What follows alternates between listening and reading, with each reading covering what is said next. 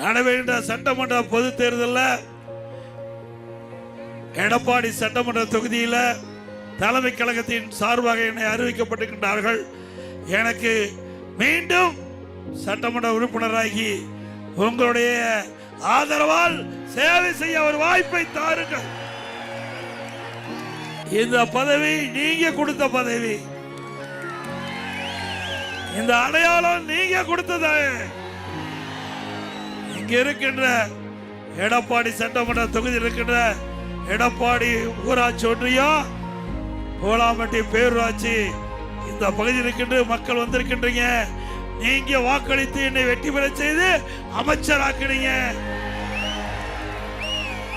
பிறகு முதலமைச்சர் என்ற ஒரு பெரிய பதவியை பிறகு பிரதான எதிர்கட்சி தலைவர் மிகப்பெரிய அந்தஸ்தை கொடுத்தீங்க. மீண்டும் இவ்வளவு பெரிய கட்சி, பொன்மனச்செம்மல் புரட்சி தலைவர் எம்ஜிஆர் தோற்றுவித்த கட்சி, புரட்சி தலைவர் எம்ஜிஆர் அவர்கள் பொதுச் செயலாளர் தான் கட்சி, அம்மா அவர்கள் பொதுச் செயலாளர் தான் கட்சி, அண்ணா திமுக கட்சி. இந்த அனைத்து இந்திய அண்ணா திராவிட முன்னேற்ற கழக கட்சிக்கு பொதுச் செயலாளர் என்ற உயர்ந்த அடையாளத்தை கொடுத்தவர். என் வாழ்நாள் முழுவதும் மறக்க மாட்டேன். என்னுடைய வாழ்நாள் முழுவதும்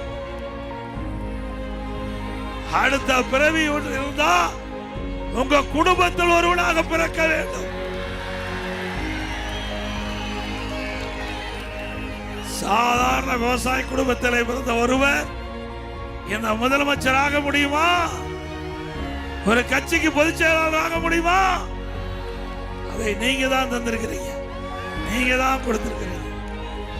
ஆக உங்களை எத்தனை முறை புகழ்ந்தாலும் அதற்கு ஈடு இணையே இல்லை.